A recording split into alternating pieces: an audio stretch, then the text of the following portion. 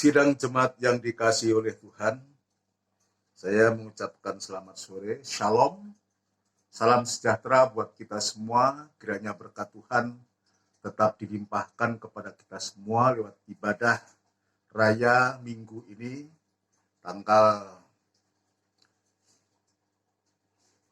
7 Juni, kita bersyukur, berterima kasih, Tuhan Yesus masih memberikan kesempatan dan waktu untuk kita bisa beribadah, sekalipun kita harus beribadah di rumah kita masing-masing.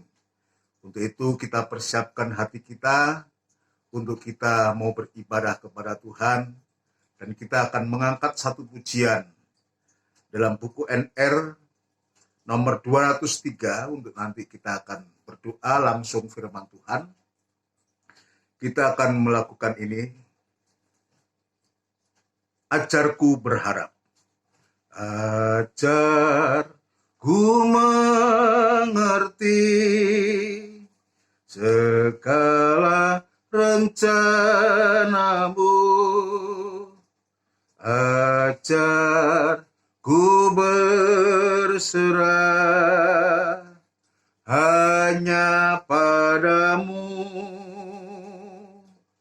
bimbinglah jalanku dalam terang firman-Mu, ajarku berharap hanya padamu. Dari atas, ajarku mengerti segala rencanamu, ajarku berserah hanya padamu, bimbinglah jalanku dalam terang firman-Mu, ajarku berharap hanya padamu. Bapakku, ajaib segala rancangan-Mu, Tuhanku, heran perbuatan-Mu, Engkau sanggup mengadakan segala yang kuperlukan menurut kehendak-Mu, terjadilah. Ajarku mengerti segala rencana-Mu, ajarku berserah hanya padamu, bimbinglah jalanku dalam terang firman-Mu, ajarku berharap hanya padamu. Bapakku, ajaib segala rancangan-Mu, Tuhanku, heran perbuatan-Mu, Engkau sanggup mengadakan segala yang kuperlukan menurut kehendak-Mu, terjadilah. Bapakku, ajaib segala rancanganmu. Tuhanku, heran perbuatanmu. Engkau sanggup mengadakan segala yang ku perlukan menurut kehendak-Mu, terjadilah. Bapakku, ajaib segala rancangan-Mu. Tuhanku, heran perbuatan-Mu. Engkau sanggup mengadakan segala yang ku perlukan menurut kehendak-Mu, terjadilah. Menurut kehendak-Mu, terjadilah. Kita akan bersama-sama tundukkan kepala. Kita akan berdoa kepada Tuhan. Biarlah lewat pemberitaan firman Allah ini, kehendak Tuhan dinyatakan kepada kita, sekalipun kita terlalu banyak kekurangan dan kelemahan, biarlah Tuhan yang mengerjakan kehidupan kita sampai kehendak Tuhan itu nyata dan terjadi dalam kehidupan kita. Puji Tuhan, kita tundukkan kepala. Sungguh Tuhan, tanpa pertolongan-Mu, kami tidak bisa berbuat apa-apa. Dan jika pada sore hari ini kami boleh berkumpul lewat ibadah, sekalipun sidang jemaat-Mu harus tinggal di rumah masing-masing, Engkau pun ada di sana. Engkau juga akan nyatakan kemurahan-Mu kepada setiap kehidupan sidang jemaat-Mu, mulai dari anak kecil sampai yang paling sepuh sekalipun. Biar Tuhan belas kasihan dan kemurahan-Mu tetap Tuhan nyatakan. Berkehendaklah Tuhan di dalam firman-Mu. Itu sebabnya kami menyerahkan hidup kami, diri kami sepenuh kepada Engkau.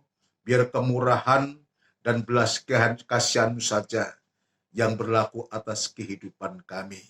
Dan membuka hati kami yang seluas-luasnya untuk kami belajar, untuk kami mendengarkan firman-Mu dengan segala kekurangan kelemahan kami. Tuhan, setelah kami memuji, membesarkan nama-Mu, sucikan hati, pikiran dan pandangan angan-angan kami, supaya kami bisa konsen kepada Engkau.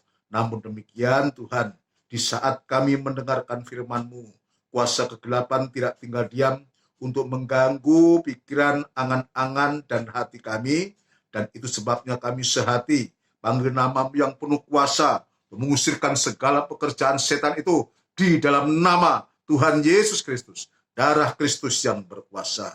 Terima kasih Tuhan, terima kasih.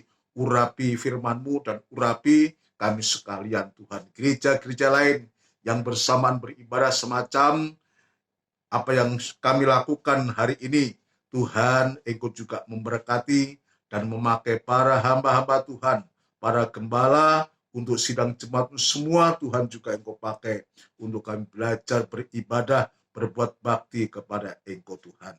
Terima kasih, hamba tetap berserah diri kepadamu. Biar kemurahan dan belas kasihan-Mu tetap Tuhan nyatakan kepada hamba untuk mampu untuk menyampaikan firman-Mu dengan benar dan murni, supaya firman-Mu sungguh-sungguh memberkati mulai dari hamba sampai seluruh sidang jemaat-Mu Tuhan. Kepada jemaat-Mu dimanapun saat ini berada, Tuhan, Engkau juga tolong dudukkan dengan baik untuk kami belajar menyimak, mendengar, membaca firman-Mu secara pribadi, dan kami boleh mengerti yang pada akhirnya kami boleh mempraktekkan firman-Mu. Terima kasih Tuhan, terima kasih. Kami sambut firman Allah di dalam nama Tuhan Yesus Kristus. Haleluya. Amin. Puji Tuhan, saudara sekalian, sebelum lanjut dalam pemberitaan firman Allah, saya mengucapkan sekali lagi, selamat sore, shalom, salam sejahtera buat kita semua. Kiranya berkat Tuhan tetap dilimpahkan kepada kita semua. Sidang jemaat yang dikasihi oleh Tuhan Yesus Kristus, kita bersyukur, berterima kasih dalam keadaan apapun juga, Tuhan masih memberikan kesempatan untuk kita bisa beribadah kepada Tuhan. Dan biarlah kesempatan-kesempatan yang ada ini, dalam kesulitan-kesulitan di hari-hari ini, kita masih harus menjalani program pemerintah. Kita harus masih masuk dalam PSBB, biar kita juga belajar taat dan dengar-dengaran sampai sejauh mana Tuhan berkehendak, dan kita bisa berkumpul kembali. Hati ini sangat rindu untuk bisa secepatnya bisa bertemu. Namun demikian pasti semua apa yang sedang kita hadapi, kita alami ini pasti ada rencana Tuhan dari semua yang Tuhan izinkan. Apa yang terjadi ini tidak terlepas dari kehendak Tuhan untuk mengajarkan sesuatu kepada kita, untuk kita terutama di saat-saat dalam kesulitan ini. Yang paling bisa kita lakukan adalah kita berserah kepada Tuhan, kepada manusia siapapun juga. Ya, setiap manusia juga pada kesulitannya, ada keperluannya, ada pergumulannya. Maka yang paling tepat untuk kita, untuk saya juga, kita datang kepada Tuhan untuk kita berserah kepada Tuhan. Ya, kalau sewaktu-waktu nanti Tuhan izinkan, ya seperti dalam kitab Amos pasal yang ke-8 itu, ada saatnya kalau sekarang kita masih dalam keadaan apapun juga kita masih bisa mendengarkan firman Tuhan, firman Allah masih diberikan, dipercayakan kepada kita, dipercayakan kepada hamba-hamba Tuhan untuk masih bisa disampaikan. Nanti sekali waktu, sekalipun mungkin ada Alkitab, tapi Alkitab itu hanya tulisan saja, sebab firman Allah sudah diangkat, dan di saat itulah krisis yang luar biasa itu akan menimpa seluruh umat manusia, sebab firman Allah sudah tidak ada. Ya, biar dia punya uang yang banyak sekalipun, dia bisa terbang ke sana kemari sekalipun. Ya, dari Alkitab mengatakan dari utara ke selatan, dari barat ke timur untuk mencari firman Tuhan. Tapi firman Tuhan itu sudah tidak bisa didapati lagi. Itu sebabnya kita tetap bersyukur untuk saat ini, sekalipun kita ada kesulitan-kesulitan, ada hal-hal yang menyebabkan kita secara fisik tidak bisa beribadah, tapi lewat siaran ini atau gereja-gereja lain juga melakukan hal yang sama, biar kita gunakan ini dengan baik. Sebab memang setan tidak senang kalau ada pertumbuhan rohani, ada perkembangan rohani.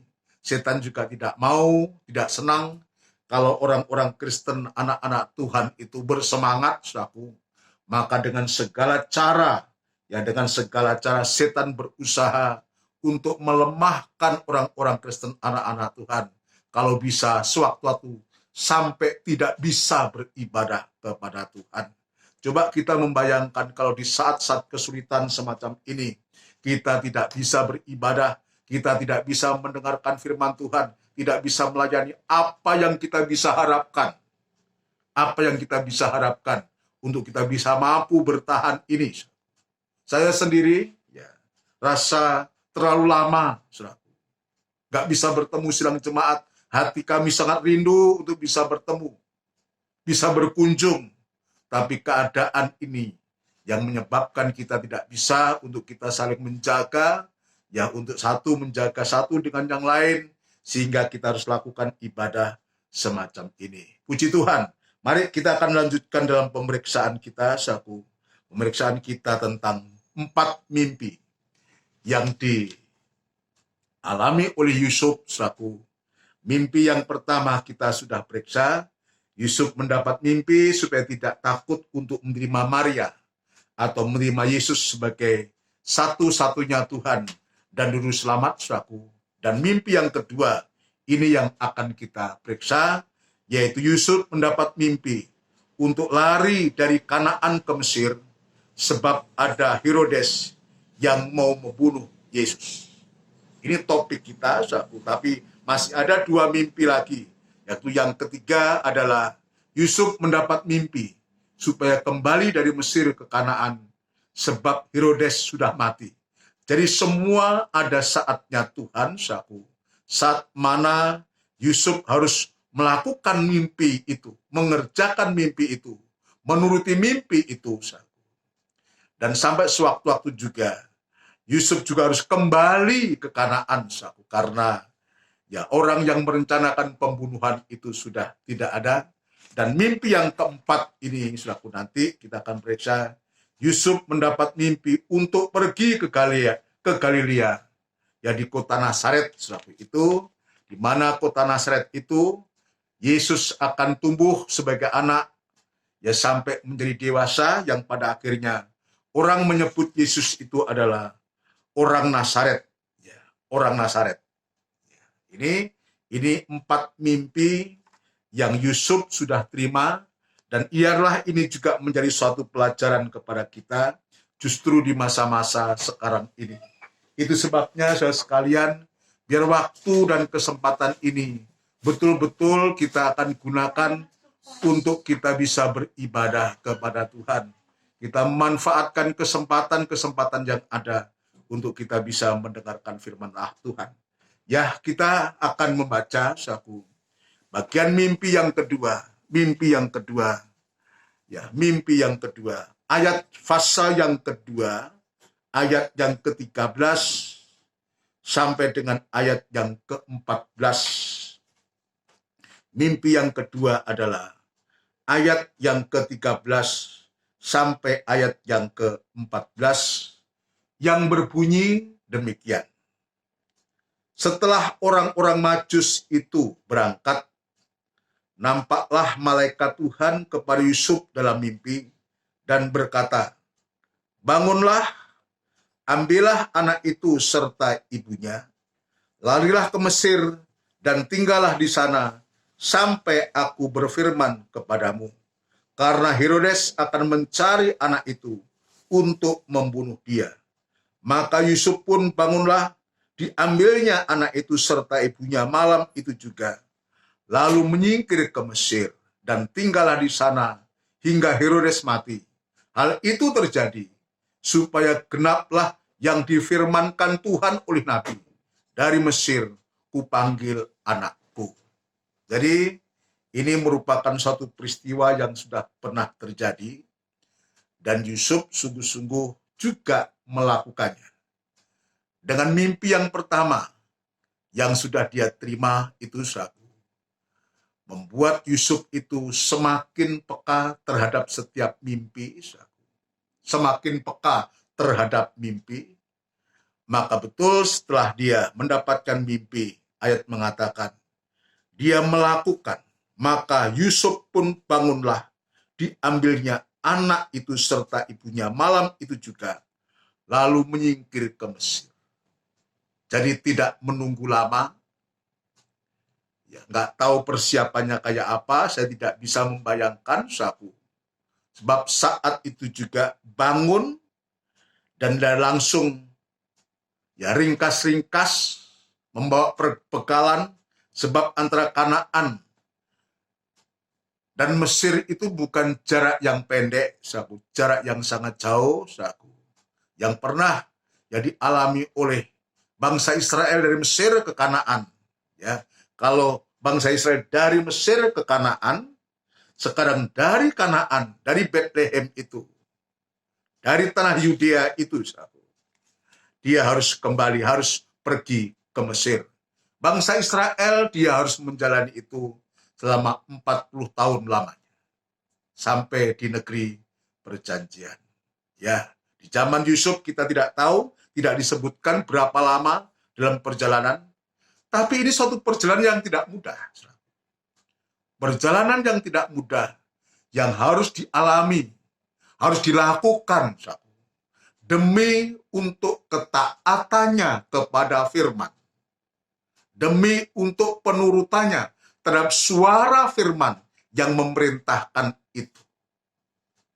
Ini yang kita ambil pelajarannya dari apa yang diterima oleh Yesus, oleh Yusuf ini bersama anak dan Maria istrinya. Lalu menjadi satu pertanyaan buat kita. Kenapa harus ke Mesir? Kok nggak ke tempat lain? Kok Tuhan tunjukkan ke Mesir? Di satu sisi, bahwa orang-orang Israel ini pernah ditindas, dijajah, diperbudak oleh bangsa Mesir ini. Di bawah kepemimpinan Fir'aun saat itu, selama 430 tahun.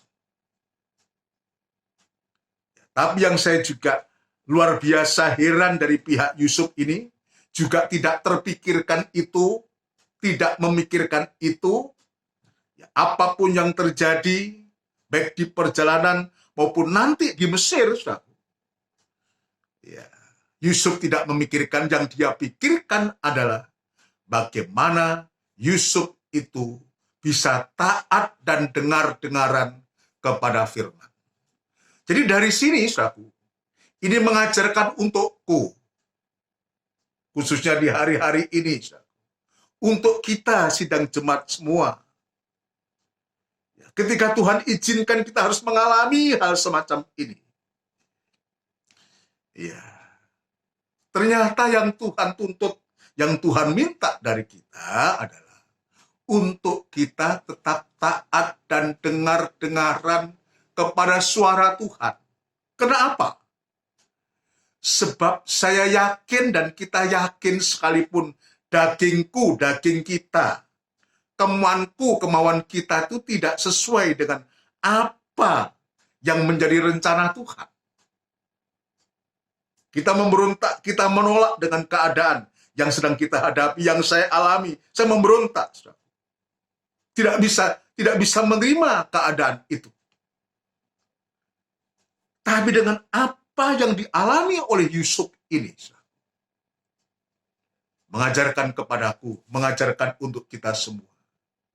Ayo kita kembali kepada Alkitab. Kembali kepada firman Allah. Saya yakin dan percaya, dari semuanya itu, pasti Tuhan punya rencana yang indah kepada Yusuf, anak dan istrinya, untuk masa-masa yang akan datang. Dalam Yeremia pasal 29 ayat 11 mengatakan, ya, bahwa rancangan Tuhan itu rancangan yang penuh dengan damai sejahtera. Tuhan yang merancangkan, Tuhan yang merencanakan. Pasti Tuhan yang akan mengatur segala sesuatu. Kalaupun harus terjadi sesuatu, maka Tuhan itu tidak mungkin dia akan membiarkan kehidupan kita. Ya, coba kita akan membaca. Teringat ayat itu, saudaraku. Ya, teringat ayat itu dalam kitab Yeremia. Ya, kitab Yeremia pasal yang ke-29. Kitab Yeremia pasal yang ke-29. Ya, Yeremia pasal yang ke-29. Ini kisah tentang pembuangan orang-orang Israel ke Babel selama 70 tahun. Ya, jadi ini kehendak Tuhan. Kehendak Tuhan. Bahkan orang-orang yang tidak mengikuti yang firman Allah yang disampaikan oleh Nabi Yeremia ini, mereka betul-betul mengalami kesusahan yang hebat. Jadi ini kehendak Tuhan sekalipun pada saatnya, nanti Tuhan akan juga menghukum Babel ini. Tapi ini kehendak Tuhan, ya, untuk orang-orang di saat itu, untuk dia mau, ya, masuk dalam pembuangan ke Babel. Sebab di dalamnya terkandung rencana dan kehendak Tuhan. Kalau saudara bisa membaca fasa-fasa sebelumnya, ya, saudara sekalian, saudara akan melihat. Ya, kita akan baca. Kita tidak membaca semua, kita baca bagaimana rencana Tuhan terhadap Yusuf dan keluarganya. Demikian juga rencana Allah terhadap orang-orang yang dalam pembuangan. Dan sekarang rencana Allah untuk kita. Untuk kita hadapi dan untuk kita jalani di masa-masa sulit sekarang ini. Ayat yang ke-11. Sebab aku ini mengetahui rancangan-rancangan apa yang ada padaku mengenai kamu. Ini, saudara. Jadi kadangkala kita juga bertanya dan kita memutuskan sendiri ketika kita diperhadapkan dengan kesulitan-kesulitan, dengan masalah-masalah yang sedang kita hadapi. Kita masing-masing ada kesulitannya. Saudara ada kesulitannya, saya ada kesulitannya. Di hari-hari ini. Ada pergumulannya. Seolah daging ini menolak, tidak terima dengan keadaan yang sedang kita hadapi ini. Tapi Alkitab ini tidak pernah salah. Tidak pernah salah. Aku ini mengetahui rancangan apa yang ada padaku. Rancangan Tuhan. Mengenai kamu, mengenai kehidupan manusia. Mengenai kehidupan kita. Waktu itu mengenai bangsa Israel. Khususnya orang-orang Yehuda. Untuk masuk dalam pembuangan ke Babel. Ya. Yang ada padaku mengenai kamu, demikianlah firman Tuhan. Jadi ini firman Tuhan ini sungguh. Biar kita pegang. Biar kita yakini. Biar kita turuti firman Allah ini. Kenapa? Sebab firman itu hidup dan berkuasa. Di dalamnya ada kuasa penciptaan. Dia kuat. Ya, puji Tuhan. Jadi ini yang Tuhan tunjukkan, ajarkan kepada kita. Ya, kepada kita, kepada Yusuf, kepada orang-orang yang akan masuk dalam pembuangan ke Babel, yang sudah dalam Babel ini. Ya, juga kepada kita semua. Yaitu rancangan damai sejahtera dan bukan rancangan kecelakaan. Jadi jelas, seolah-olah kok Yusuf ini diperintahkan untuk pergi ke Mesir. Mungkin akan berpikir naik apa, musing gendong bayi dan semua. Ini seolah-olah Tuhan itu memberatkan kita. Ini juga ada dalam pemikiran saya, mungkin juga pemikiran saudara. Sempat terbersit seperti itu. Kok seperti ini, seperti itu? Tapi kita lihat, yaitu rancangan damai sejahtera dan bukan rancangan kecelakaan. Tuhan tidak pernah mencelakakan kita. Tuhan tidak pernah menipu kita. Ya. Kalau toh memang Tuhan izinkan harus apa yang harus kita alami ini. Hanya satu, supaya kita bisa menerima firman Tuhan. Supaya kita percaya, yakin terhadap firman Tuhan. Untuk kita semua. Yakin dan percaya kepada firman Tuhan. Firman yang hidup, yang kuat dan berkuasa itu. Selanjutnya. Yaitu rancangan damai sejahtera dan bukan rancangan kecelakaan. Untuk memberikan kepadamu hari depan yang penuh harapan. Kadangkala hari depan yang penuh harapan itu harus melalui suatu proses yang juga dialami oleh Yusuf. Yang juga dialami oleh bangsa Israel ini. Harus masuk dalam pembuangan. Harus diperbudak. Harus diperhamba oleh kerajaan yang lain. Ya. Tapi rancangan Tuhan tetaplah rancangan damai sejahtera, bukan rancangan kecelakaan. Jalan untuk kita mempunyai, ya dia katakan untuk memberikan kepadamu hari depan yang penuh dengan harap. Seperti halnya apa yang dialami oleh Yusuf. Tidak selamanya dia di Mesir. Iya. Sekalipun tidak disebutkan sampai berapa lama Yusuf harus di Mesir. Tapi dia mengatakan, larilah ke Mesir dan tinggallah di sana sampai aku berfirman kepadamu. Ukurannya adalah bukan lama berapa tahun. ukurannya sampai Tuhan itu berfirman. Ya. Artinya sampai kita ini taat dan dengar-dengaran kepada firman. Dan ternyata pada saatnya juga, ya, pada mimpi yang ketiga itu, Tuhan juga memberikan mimpi kembali kepada Yusuf untuk kembali ke tanah Kanaan. Seperti halnya bangsa Israel setelah masa 70 tahun pembuangan di Babel, maka Tuhan kembalikan lagi ke negeri. Puji Tuhan.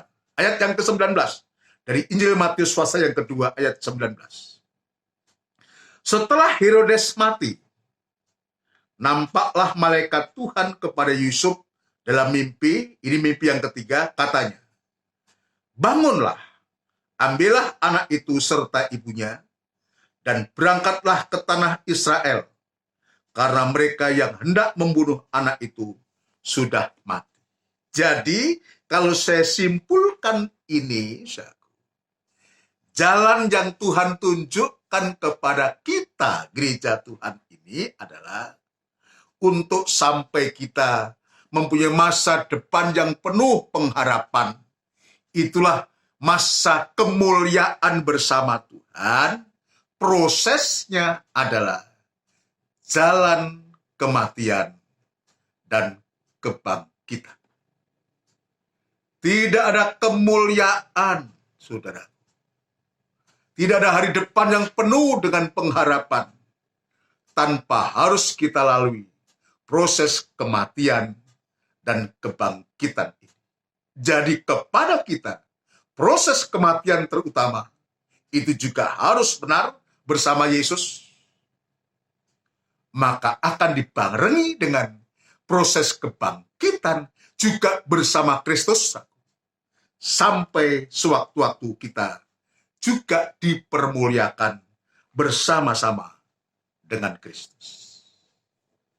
Puji Tuhan. Jadi inilah ya yang kita bisa lihat. Garis besarnya adalah jika Tuhan izinkan Yusuf harus membawa anak dan istrinya ke Mesir, inilah jalan kematian yang Tuhan tunjukkan kepada Yusuf. Sekarang kepada kita, kepada gereja Tuhan ini, untuk sampai sewaktu-waktu, kalau kita tetap setia, kita tekun, kita taat dan dengar-dengaran, maka proses kematian itu akan menghasilkan buah, yaitu masa kebangkitan bersama-sama dengan Kristus. Tapi hari ini saya belum masuk di sana, saya masih ingin, jika Tuhan izinkan nanti dalam ibadah PA baru saya akan menjelaskan tentang proses-proses yang Tuhan izinkan kepada Yusuf dan anak dan istrinya ini dalam perjalanan untuk ke Mesir, untuk dia bisa hidup di sana sampai Tuhan berfirman, ya, sampai kembali ke Kanaan, sampai menetap di kota Nazaret.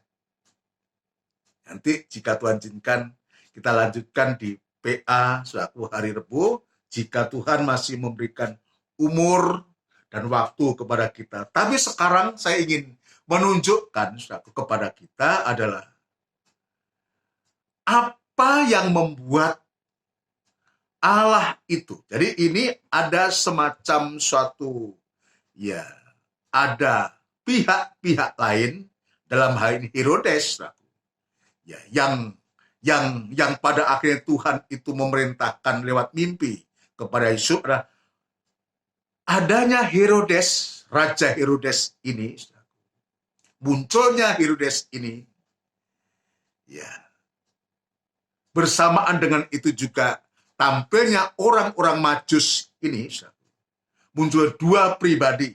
Yang pertama orang-orang Majus, dan yang kedua adalah Herodes ini, yang sangat bertolak belakang.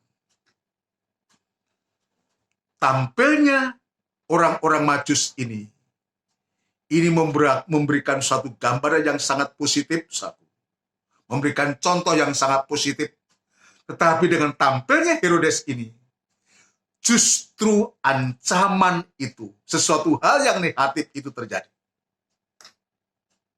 Kenapa, saudara? Kalau orang-orang Majus ini datang, saudara, dari timur, dia seorang ahli perbintangan, saudara, tahu tentang bintang itu kayak apa, saudara. Dan itu sebabnya dia datang ke tempat itu, saudara. Untuk apa, saudara? Untuk melihat bintang itu. Sebab di mana bintang itu berada, disebutkan, ya. Coba ayat yang ke-19, saudara. Dari Injil Matius pasal yang kedua, bukan ayat 19, ayat yang ke-10 maksud saya, maafkan.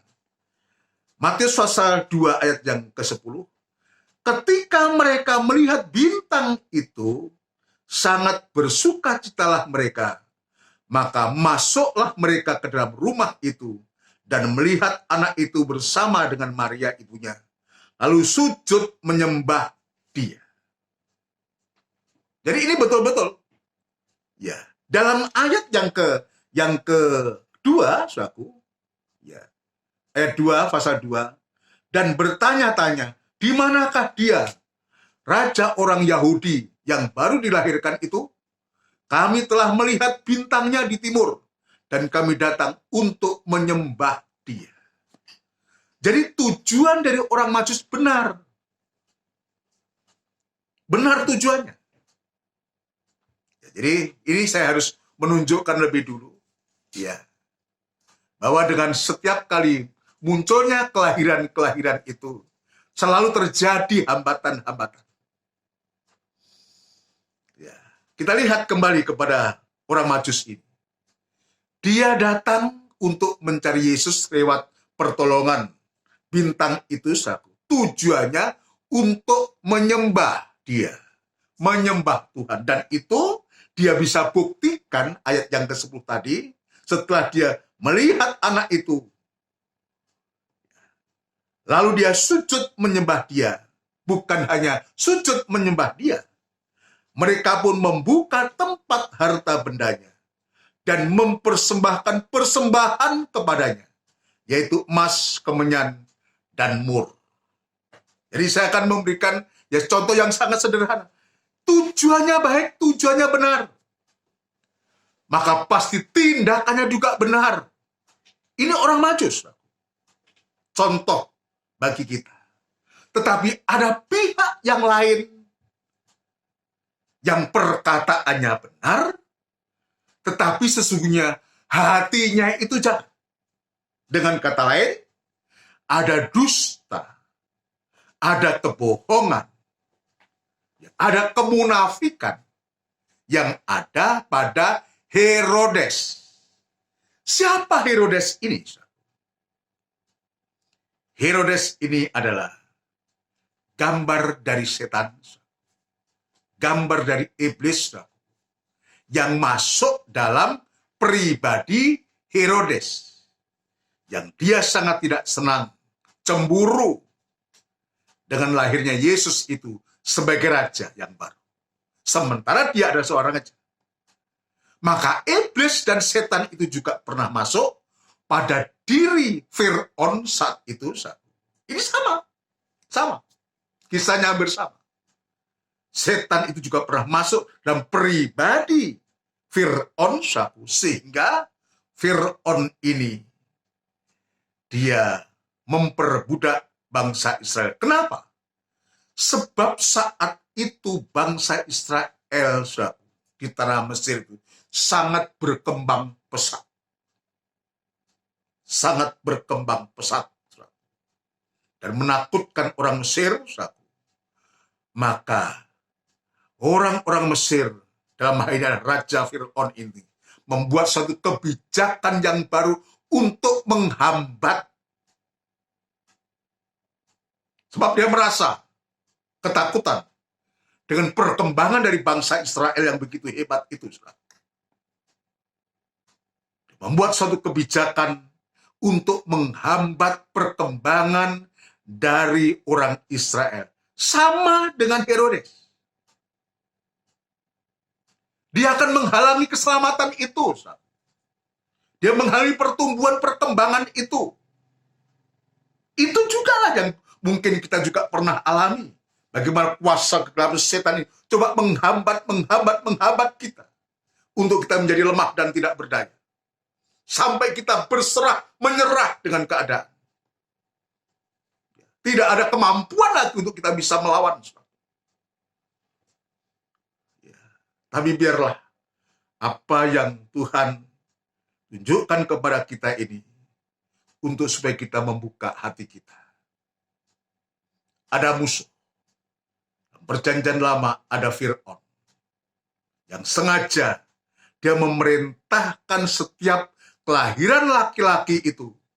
Dia memerintahkan kepada bidan-bidan untuk dibunuh. Kalau kamu melihat perempuan-perempuan Ibrani melahirkan anak laki-laki, kamu harus membunuh. Dan kalau perempuan, kamu boleh biarkan, boleh dia hidup. Tapi saat itu bidan-bidan ini, bidan yang takut kepada Tuhan. Kalau kita bisa membaca dalam kitab Keluaran pasal yang pertama, ya nanti sudah bisa baca sebelumnya, kita akan membaca ayat 15. Ya, 15. Raja Mesir, Keluaran pasal 1 ayat 15. Raja Mesir juga memerintahkan kepada bidan-bidan yang menolong perempuan Ibrani. Seorang bernama Sifra dan yang lain bernama Pua, katanya, apabila kamu menolong perempuan Ibrani pada waktu bersalin, kamu harus memperhatikan waktu anak itu lahir. Jika anak laki-laki, kamu harus membunuhnya. Tapi jika anak perempuan, bolehlah ia hidup. Dan selanjutnya, ayat 17 dan seterusnya, bidan-bidan ini, dia takut kepada Allah, dia tidak melakukan. Dan sewaktu-waktu dia ditegur, kenapa kamu nggak melakukan? Ya, ayat yang ke-18b, mengapakah kamu berbuat demikian, membiarkan hidup bayi-bayi itu? Tapi Tuhan memberikan hikmat, memberikan cara kepada bidan-bidan yang takut kepada Allah ini. Dia mengatakan, sebab perempuan Ibrani tidak sama dengan perempuan Mesir, melainkan mereka kuat sebelum bidan datang mereka telah bersalin. Ini luar biasa. Sampai pada akhirnya ayat yang ke-22 dia mengatakan, lalu Fir'aun memberi perintah kepada seluruh rakyatnya, lemparkanlah segala anak laki-laki yang lahir bagi orang Ibrani ke dalam sungai Nil, tapi segala anak perempuan biarkanlah dia hidup. Dan itu terjadi saat juga bayi Musa dilahirkan. Tapi Tuhan itu menolong. Nanti lain waktu kita akan periksa lebih jauh, saudaraku. Dan di saat semacam itu, pada akhirnya juga Musa lahir. Dan akhirnya Tuhan itu menggenapi rencananya, sekalipun juga harus melalui proses, saudaraku. Musa harus dilarutkan di sungai Nil. Dan Tuhan memakai putri Fir'aun ini untuk mengambil, bahkan menjadi anak putri Fir'aun ini dan menjadi besar. Dan sewaktu-waktu Musa inilah yang pernah dididik di Mesir, dibesarkan di Mesir, saudaraku, sebagai putra mahkota. Akhirnya dia dipakai oleh Tuhan untuk melepaskan bangsa Israel dari tanah Mesir untuk menuju Kanaan. Sedangkan Herodes ini, ya, tadi saya mengatakan, ya, kalau orang-orang Majus ini tujuan rencananya baik, tujuannya untuk menyembah dia, anak yang dilahirkan ini, sebab dia tahu yang dilahirkan ini bukan manusia biasa, tapi yang dilahirkan adalah wujud pribadi Allah. Ya, itu sebabnya saat dia melihat, dia sujud menyembah dan dia memberikan persembahan. Tapi di lain pihak, Herodes yang juga ini sama seperti Fir'aun karakternya, tabiatnya. Memang dia mengatakan kepada orang-orang Majus, ingin digelembuk ini, ingin disiasati ini, orang-orang Majus ini. Dan orang Majus tidak tahu. Orang Majus pun tidak tahu kalau ternyata Herodes punya rencana yang busuk ini. Tidak tahu. Dia melakukan apa yang dikatakan oleh Herodes. Ya, saya akan tunjukkan ayat yang ketujuh. Nanti saya bisa baca ayat yang ketiga dari Injil Matius pasal yang kedua tadi. Ya, seterusnya ayat 3 dan seterusnya. Kita baca ayat yang ketujuh.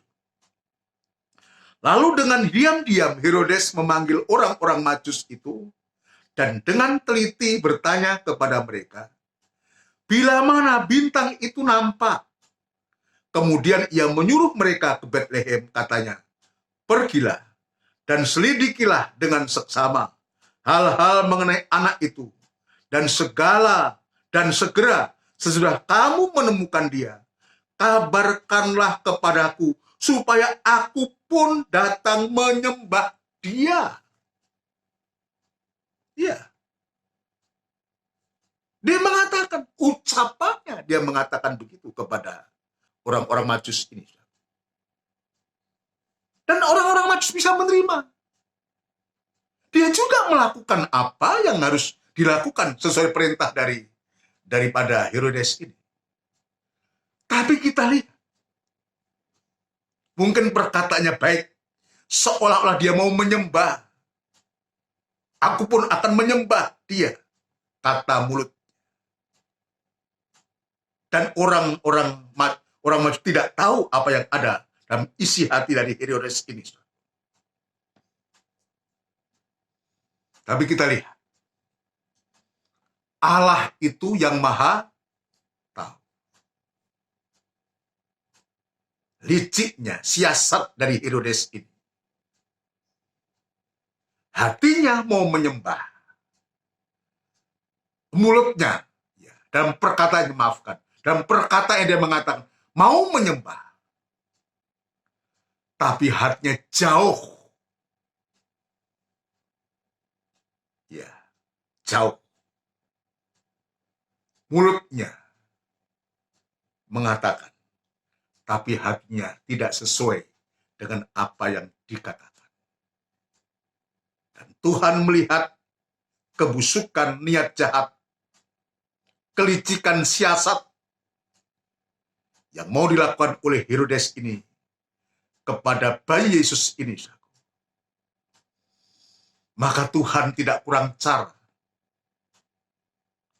untuk supaya orang-orang Majus ini tidak kembali kepada Herodes. Maka Tuhan pun juga memberitahu orang-orang Majus lewat mimpi. Coba, bagaimana rencana Allah begitu hebatnya. Ada halangan, ada rintangan, itu iya. Tapi Tuhan juga punya berjuta-juta cara untuk kita bisa melalui, untuk memberikan jalan keluar untuk kita. Biar ini untuk kita semua. Biar kita berusaha, berupaya. Dalam kesulitan ini, Tuhan memberikan cara-cara yang luar biasa. Matius pasal 2 ayat yang ke-12.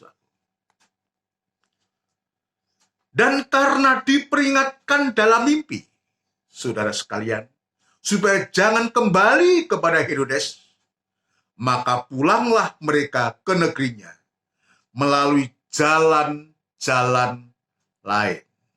Nah, kita lihat, Tuhan itu luar biasa. Tuhan juga punya cara. Ya, karena hatinya orang-orang Majus benar di hadapan Tuhan, maka ketika Tuhan yang benar itu memberitahu, maka dia lebih mendengar kepada suara Tuhan lewat mimpi. Dia tidak mendengar suara dari Herodes yang gambar daripada iblis setan itu. Sebab kita sudah tahu sekarang bahwa niat dari Herodes itu hendak membunuh bayi Yesus untuk menghalangi keselamatan itu. Andai kata betul-betul itu terjadi, saudara, maka kita pun, apalagi kita bangsa kafir, kita pun tidak selamat, saudara. Tidak mendapatkan selamat, tidak beroleh selamat. Dan kita tidak selamat, artinya kita akan binasa. Kita akan binasa. Puji Tuhan, saudara. Itu sebabnya, bila lewat kisah ini kita mau sungguh-sungguh. Lalu yang saya ingin tunjukkan, saudara, tadi ada dua perbedaan. Orang benar dan orang jahat. Orang benar pada akhirnya dia mendapatkan jalannya, yaitu orang Majus. Ya, tujuannya benar. Apa yang dilakukan benar. Dan dia mendapatkan jalan dari Tuhan untuk dia kembali ke negerinya. Ya, pulang ke negerinya melalui jalan yang lain. Tapi di satu sisi saya ingin perlihatkan karakter dari Herodes ini adalah, yang pertama, dia sudah berbohong. Dia berdusta. Dia munafik. Itulah ciri-ciri kehidupan yang dikuasai oleh setan. Atau pribadi setan itu punya ciri khas satu. Dia adalah dusta. Sebab dia bapa segala dusta. Ya, kita hati-hati jangan sampai karakter ini ada dalam kehidupan kita.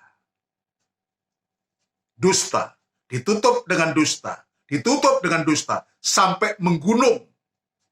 Sampai penghukuman itu datang. Dusta. Roh dusta ini yang dipakai oleh iblis. Yang saat itu merasuk dalam diri Herodes. Dia tidak berkata benar. Dia berbohong. Dia mau menyembah tapi hatinya mau membunuh. Satu. Itu karakter dari setan ini. Ya, satu adalah dusta. Dan yang kedua adalah pembunuh. Jadi disebutkan, ya, karena Herodes akan mencari anak itu untuk membunuh dia. Membunuh, membinasakan.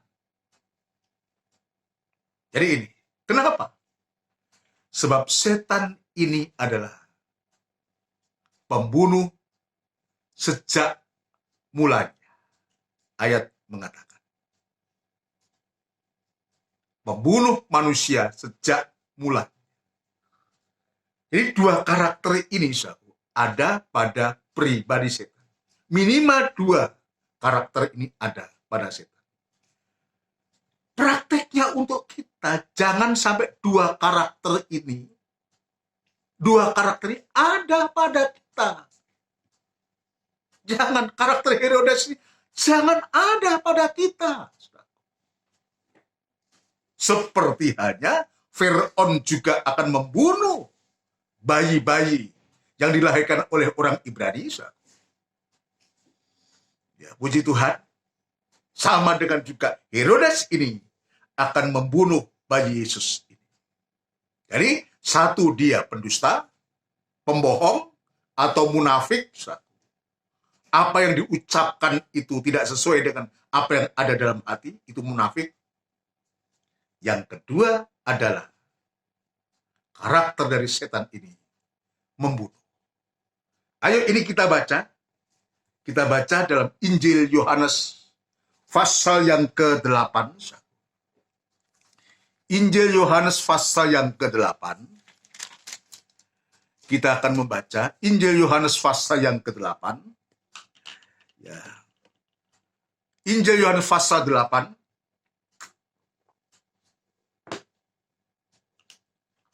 Ini perbincangan ya antara Tuhan dengan orang-orang ahli Taurat dan orang Farisi Ya, dan juga orang-orang Yahudi saat itu yang mengaku bahwa dia itu adalah keturunan Abraham. Ya, dia mengklaim Bapa kami ialah Abraham. Ya, tapi Tuhan Yesus saat itu mengatakan, kata Yesus kepada mereka, jikalau sekiranya kamu anak-anak Abraham, tentulah kamu mengerjakan pekerjaan yang dikerjakan oleh Abraham. Tapi kamu membunuh aku. Kamu akan membunuh aku. Berusaha membunuh aku. Ayat selanjutnya. Dan kita akan langsung baca ayat 44. Iblislah yang menjadi bapakmu. Jadi ini juga berlaku ya kepada orang-orang Farisi, orang ahli Taurat, dan orang-orang Yahudi. Dia sebutkan, dia mengaku mengklaim sebagai keturunan Abraham. Abraham bapak kami, dia mengatakan. Kami tidak dilahirkan dari Cina. Tapi setelah melihat perbuatan-perbuatan apa yang dilakukan oleh mereka, maka Tuhan Yesus mengatakan, iblislah yang menjadi bapakmu, dan kamu ingin melakukan keinginan-keinginan bapamu.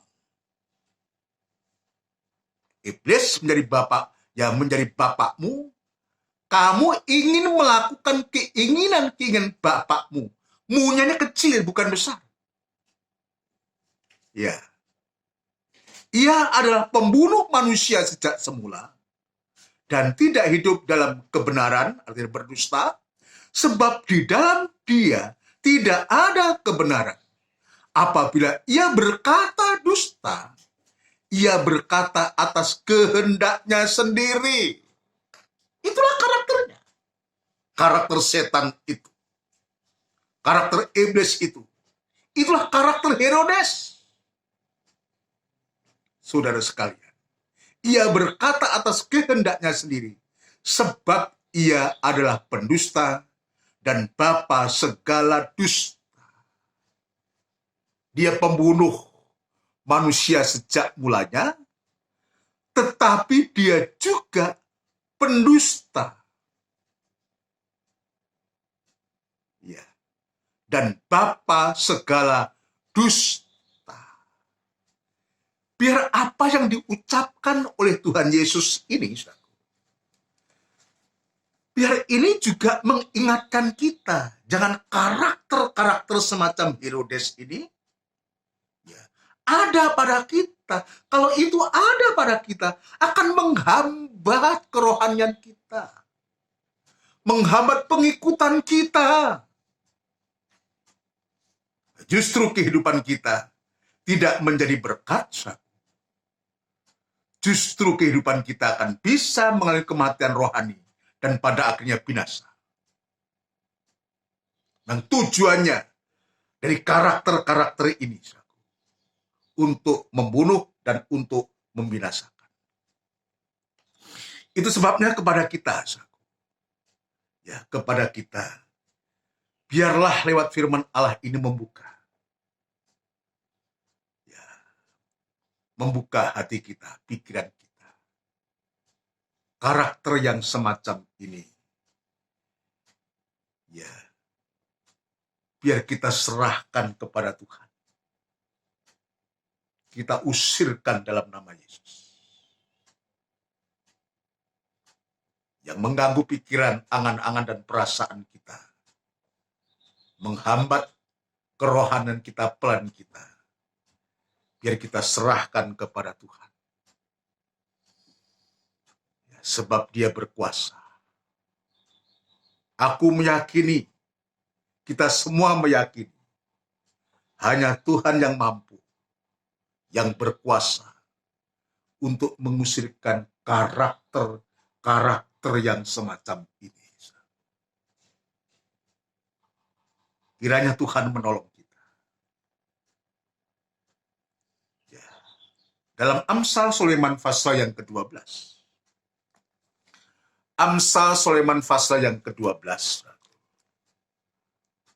Di sana disebutkan, ini tentang dusta dan membunuh atau kebencian. Jadi membunuh itu secara fisik. Alkitab mengatakan Membenci itu sama dengan membunuh. Sebab pembunuhan itu sumbernya dari hati yang benci, iri, hati benci, dan dia pada akhirnya membunuh. Ya, saya ingin menjelaskan tentang dusta lebih dulu. Jika Tuhan izinkan, nanti akan kita sambung di hari-hari yang datang tentang membunuh atau membenci. Ya, tentang dusta. Dia berbohong kepada orang-orang Majus. Tapi Tuhan punya cara untuk menolong orang Majus ini untuk tidak kembali kepada Herodes. Amsal pasal 12 ayat yang ke-22. Orang yang dusta bibirnya adalah kekejian bagi Tuhan. Biar ini mengoreksi kita. Ya, sebab ada ayat mengatakan, orang yang tidak bersalah dalam perkataannya, itu adalah orang sempurna. Nah, kita ini terlalu banyak, masih terlalu banyak salah dalam perkataan ini. Berbohong, berdusta, begitu gampangnya kita katakan kita. Atau mungkin kita mengatakan, lidah kan nggak bertulang. Ya kalau ada tulangnya gimana? Kita masih banyak kesalahan ini. Hal-hal yang kecil. Kita seringkali tidak bisa berkata benar. Nggak apa-apa lah, dusta putih, bohong putih. Sudah sekali. Dusta ya dusta. Bohong ya bohong. Yang Tuhan inginkan adalah kita berkata benar. Ya katakan ya, tidak katakan tidak. Selain itu dari si jahat. Saudara sekalian. Lebih dari itu, dari si jahat. Dan firman Tuhan di sini katakan, orang yang dusta bibirnya adalah kekejian bagi Tuhan. Jangan-jangan saya, jangan-jangan kehidupan kita, tanpa kita sadari, sudah menjadi kekejian Tuhan. Biar aku juga mengoreksi diri. Saya bisa mengoreksi diri. Kita semua bisa mengoreksi diri. Banyak hal ya, yang kita sudah lakukan kesalahan ini. Jangan kita tidak, biar lewat firman Tuhan ini, kita disadarkan. Nah, itu ada karakternya setan saat itu masuk dalam kehidupan Herodes. Ini jangan masuk, itu sebab firman Allah yang dibentangkan disampaikan untuk kita. Untuk mengingatkan kita segala dusta, segala kebohongan kita. Kita masih terlalu banyak. Itu membuktikan bahwa kita belum sempurna. Boro-boro sempurna. Benar pun tidak. Sebab kita tidak bisa berkata benar. Kalau orang berdusta, orang berbohong, itu tidak mungkin dia bisa berkata benar. Ya tidak sedikit ini terjadi. Saudara sekalian, suami kepada istrinya, istri kepada suaminya, anak kepada orang tua kepada anak, basodara dan basodara, antar saudara, saudara kandung, tidak bisa berkata benar. Saudara seiman dalam gereja, coba bayangkan, kalau di gereja itu banyak yang bohong, bahkan semua pembohong.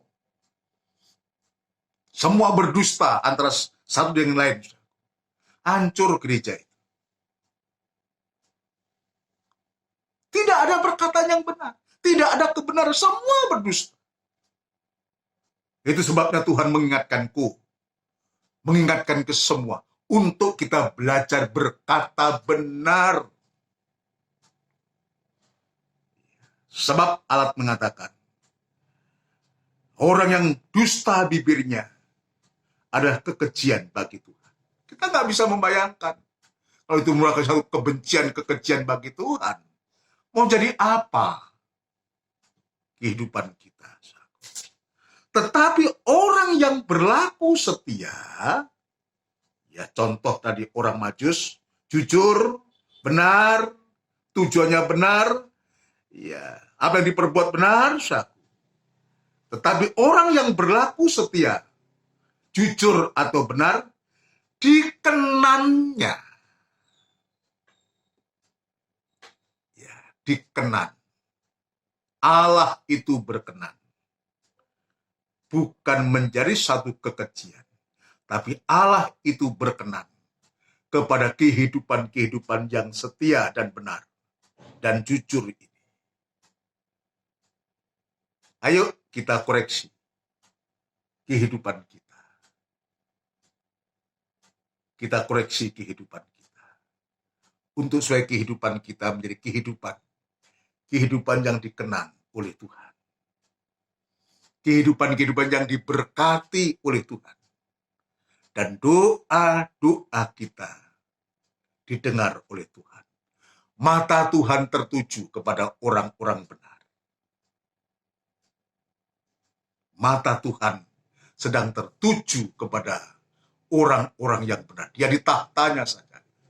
Dia di surga sana. Dia melihat.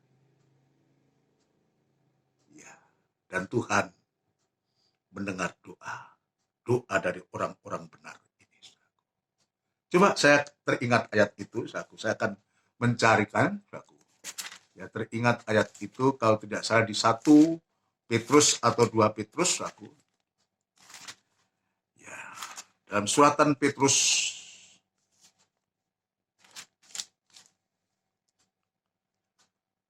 1 Petrus pasal yang ke-13 ayat 12. Begini bunyinya. Sebab mata Tuhan tertuju kepada orang-orang benar, dan telinganya kepada permohonan mereka yang minta tolong. Tetapi wajah Tuhan menentang orang-orang yang jahat, orang-orang yang berbuat jahat. Ini jelas.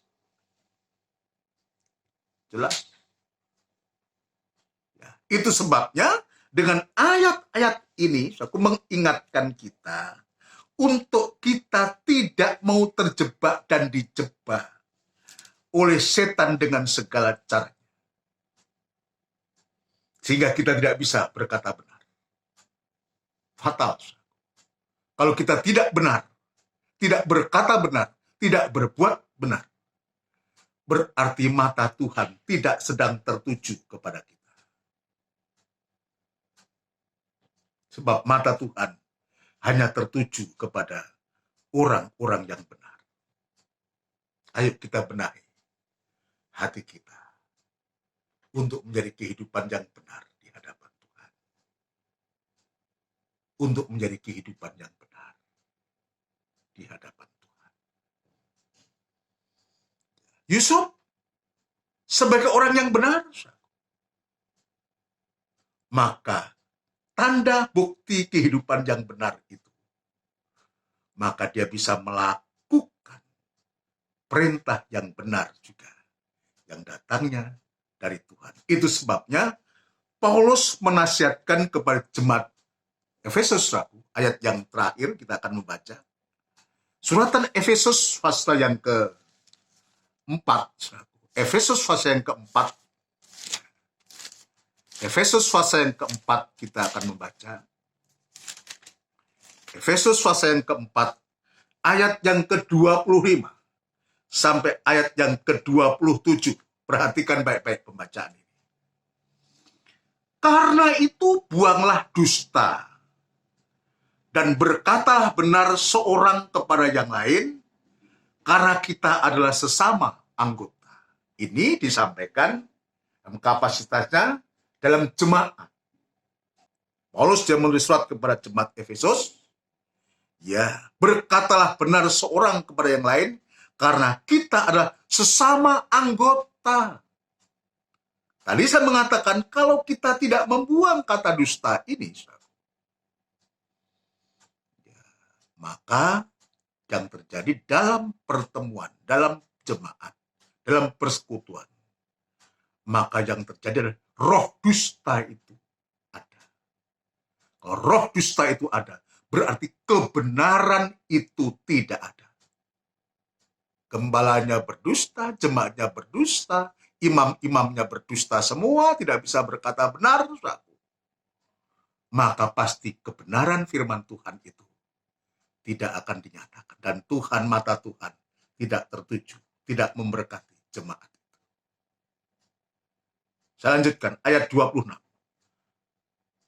Atau ya, apabila kamu menjadi marah, janganlah kamu berbuat dosa, janganlah matahari terbenam sebelum padam amarahmu. Dan yang ke-27 perhatikan, dan janganlah beri kesempatan kepada iblis dengan rohnya yang namanya dusta dan pembunuh atau membenci. Nanti kita akan periksa lain kali. Ayo, biar kita buang roh dusta ini dalam kehidupan kita, dalam kehidupan sidang jemaat. Supaya dalam jemaat itu ada persekutuan yang erat, ada persekutuan yang baik sebagai keluarga Tuhan. Bukan berdusta, bukan saling membenci, tetapi dalam jemaat itu, kalau ada roh kebenaran, ada firman Allah,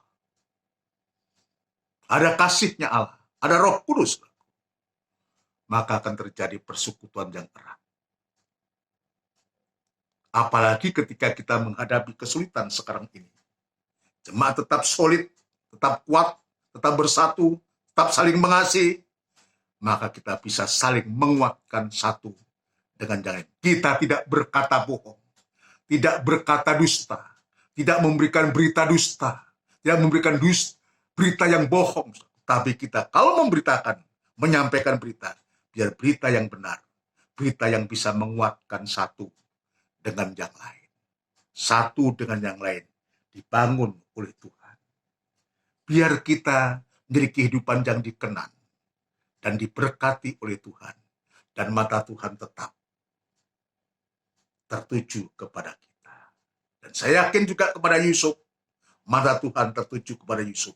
Dalam perjalanan, sampai sepanjang perjalanan, sampai di Mesir, sampai tinggal di Mesir, sampai Allah itu berfirman kembali. Puji Tuhan. Ialah firman Allah ini memberkati kita. Ya, kita akan melakukan satu pujian. Firman-Mu sungguh ajaib dari NR 204. Nanti akan kita lanjutkan di PA, sebab masih banyak yang harus disampaikan. Doakan supaya Tuhan memberikan firman Allah dan nyatakan kerinduan-Mu untuk supaya firman Allah ini dibukakan buat kita untuk membekali kita di masa sulit. Biar damai sejahtera itu ada, dan itu akan memberikan suatu kebahagiaan kepada kita. Sungguh ku rasa kekuatan-Mu ya Allah, dalam firman-Mu Kau nyatakan diri-Mu sebagai tiang awan di siang hari, tiang api di malam hari. Pimpin langkahku, bimbing jalanku, berilah jawaban dalam persoalan. Firman-Mu sungguh ajaib. Sungguh ku rasa kekuatan-Mu ya Allah, dalam firman-Mu Kau nyatakan diri-Mu sebagai tiang awan di siang hari, tiang api di malam hari. Pimpin langkahku, bimbing jalanku, berilah jawaban dalam persoalan. Firman-Mu sungguh ajaib. Pimpin langkahku, Tuhanku, berilah jawaban dalam persoalan. Firman-Mu sungguh ajaib. Kita bersama-sama tundukkan kepala, dimanapun kita berada, kita serahkan hidup kita kepada Tuhan, dan firman Tuhan sudah kita dengar. Berilah kesempatan untuk firman itu bekerja dalam hati kita, dalam kehidupan kita. Sehingga firman itu yang sanggup mengubahkan kita untuk menjadi kehidupan yang benar, mempunyai hati yang benar, perkataan yang benar itu hanya Tuhan. Ya, berikan kesempatan kebenaran firman Allah itu dinyatakan kepada kita, menunjukkan kesalahan kita, memperbaiki kehidupan kita, untuk supaya kita menjadi kehidupan yang benar. Tundukkan kepala. Bapa yang bertahta dalam kerajaan surga, dalam nama Tuhan Yesus Kristus, kami bersyukur, kami berterima kasih Tuhan, atas bimbingan-Mu, atas pimpinan-Mu, atas firman Allah yang sudah Engkau bentangkan kepada kami. Tuhan, kami mengakui di hadapan Engkau, tanpa kami sadari, banyak hal yang kami lakukan yang tidak benar Tuhan, yang pada akhirnya tidak berkenan di hadapan Engkau, dan membuat kami menjadi susah, dan kami menderita. Dan itu sebabnya, lewat apa yang Engkau nyatakan lewat firman-Mu, lewat ibadah raya hari ini Tuhan, kami berterima kasih atas pernyataan kasih-Mu ini, untuk menyatakan kekurangan kami, untuk kami menjadi kehidupan yang benar, seperti orang-orang Majus ini Tuhan.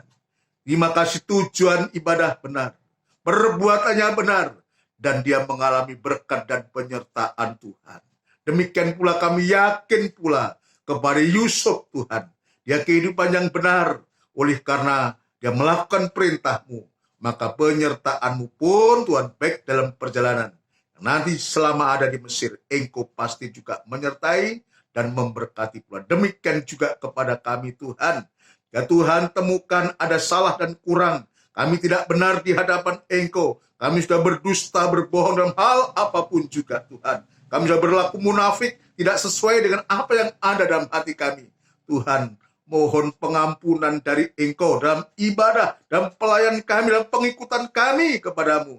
Tuhan, ampunkan dosa salah kami. Tuhan, kami mau bertobat di hadapan Engkau Tuhan, supaya kebenaran itu ada pada kami. Dan kami tahu lewat firman-Mu Tuhan, sesungguhnya mata Engkau tertuju, pribadi-Mu, perhatian-Mu hanya tertuju kepada orang-orang benar.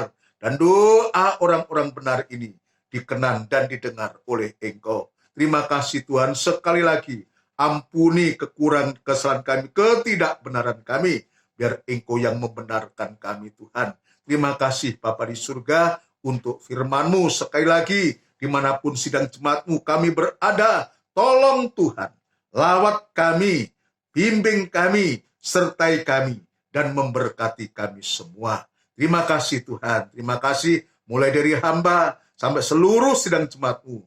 Berilah Tuhan hati yang benar di hadapan Engkau, untuk menghadap Engkau, dan Engkau sungguh-sungguh sekali lagi memberkati kami semua. Sekarang hamba berdoa untuk seluruh sidang jemaat-Mu Tuhan, baik yang ada di Trirejo dan di cabang-cabang yang lain, maupun di GKGM, Tuhan kami serahkan ke tangan-Mu. Tuhan, kiranya Engkau yang mengetahui keadaan sidang jemaat-Mu, mulai dari anak-anak sekolah minggu, dari anak remaja, anak kaum muda, orang-orang dewasa, sampai orang tua, sampai orang yang paling sepuh, dalam kelemahan fisiknya sekalipun, yang saat ini berada di rumah masing-masing Tuhan. Engkau memberkati, Engkau juga ada di sana, tetap jaga, pelihara, lindungi, jauhkan dari segala hal yang tidak benar di hadapan Engkau Tuhan. Terima kasih Tuhan Yesus, terima kasih. Biarlah Tuhan kemurahan dan belas kasihan-Mu tetap Tuhan nyatakan kepada kami dalam keadaan apapun juga Tuhan. Tetap memberikan damai sejahtera-Mu Tuhan, penyertaan-Mu, sebab Engkau merancangkan hari depan yang penuh bahagia, yang hari depan yang penuh pengharapan Tuhan. Terima kasih Engkau tidak pernah menipu kami, tidak pernah merancangkan yang jahat kepada kami, tapi Engkau adalah rancangan damai sejahtera kepada kami semua. Terima kasih Tuhan, Engkau memberkati kami sekalian. Berdoa untuk ibadah-ibadah yang akan berlangsung ke depan, baik melalui siaran-siaran semacam ini, sampai sewaktu-waktu nanti kami kembali dalam sidang jemaat-Mu. Tuhan mempersiapkan kami semua, seluruh sidang jemaat, imam-imam-Mu, pelayan-pelayan-Mu, untuk menjadi imam-imam, menjadi pelayan, menjadi sidang jemaat yang benar di hadapan Engkau, supaya berkat itu ada dalam setiap kami semua, Tuhan. Terima kasih Tuhan Yesus, Engkau buka jalan Tuhan, terutama Engkau membukakan firman-Mu untuk membuka jalan semua yang sedang kami hadapi, khususnya yang hamba-Mu hadapi di hari-hari ini Tuhan. Terima kasih Bapa, terima kasih bangsa dan negara kami, Republik Indonesia Tuhan. Kami doakan, kami bawa kepadamu bangsa kami ini, sebab kami tahu tidak ada pemerintah yang tidak dari Allah. Engkau adalah wakil-Mu di bumi ini Tuhan, untuk menegakkan kebenaran, keadilan Tuhan. Itu sebabnya Tuhan memberkati bangsa kami, memimpin kami, terutama memberikan hikmat marifat yang dari surga untuk mampu memimpin bangsa kami, khususnya di hari-hari ini menghadapi COVID-19 ini Tuhan. Berikan hati yang takut kepada Engkau Tuhan. Mulai dari Bapak Presiden, Wakil Presiden, dan seluruh menteri dan jajaran pemerintah di tingkat pusat sampai daerah, memberikan hati yang takut kepada Engkau Tuhan. Maka berkat itu akan turun. Jauhkan dari hal-hal yang tidak berkenan, dari keributan, dari kerusuhan, dari apapun juga. Tapi berikan damai sejahtera-Mu, dan kami yakin dan percaya sekali waktu mereka boleh percaya dan menerima Engkau sebagai Tuhan dan Juru Selamatnya. Terima kasih Tuhan, terima kasih. Bentar kami akan beristirahat atau berkegiatan lain. Tuhan, kami serahkan tubuh, jiwa, dan roh kami ke tangan-Mu. Tetap Tuhan jaga, pelihara, lindungi kami semua. Saudaraku yang kekasih, biarlah rahmat, anugerah, cinta yang besar yang datang dari Allah Bapa, Sang Putra, dan Roh Kudus yang sepenuhnya di dalam nama Tuhan Yesus Kristus memberkati, menyertai, melindungi kami semua mulai hari ini sampai Maranatha, Yesus datang yang kedua kali. Biarlah kami tetap bersama-sama Tuhan Yesus Kristus. Haleluya. Amin. Puji Tuhan, saudara sekalian, demikianlah rangkaian ibadah kita selesaikan hari ini. Ya, kiranya Tuhan memberkati kepada seluruh sidang jemaat yang dikasih Tuhan. Biarlah damai sejahtera tetap ada pada kita semua. Kita saling mendoakan satu dengan yang lain. Jangan lupakan itu supaya persekutuan kita, sekalipun secara fisik kita belum bisa bertemu, tapi persekutuan kita dalam doa tetap berlanjut. Kita saling menguatkan. Kalau toh kita harus menyampaikan sesuatu dalam WA, dan penyampaian itu yang membangun. Ya, yang membangun, yang menghibur, supaya kita semua dikuatkan oleh Tuhan. Ya, kita tidak tahu sampai sejauh mana kita harus mengalami ibadah semacam ini, tapi biar kita tetap mensyukuri, mensyukuri apa yang Tuhan sudah buat kepada kita. Salam saya kepada seluruh sidang jemaat, baik yang ada di GKGM maupun yang ada di Trirorejo, khususnya keluarga besar Hudiono. Biar kiranya penyertaan Tuhan, dan Tuhan tetap memberikan kesehatan, kekuatan kepada kita semua. Tetap mohon doa dari saudara sekalian untuk saya, supaya saya bisa sehat kembali dan kembali dalam pelayanan. Banyak hal yang harus saya gumulkan, tapi doakanlah, nyatakan kerinduan saudara sekalian untuk ibadah, untuk firman Allah. Pasti Tuhan memberikan cara yang terbaik untuk menolong saya, untuk menolong kita semua. Terima kasih, Tuhan Yesus memberkati kita semua. Amin.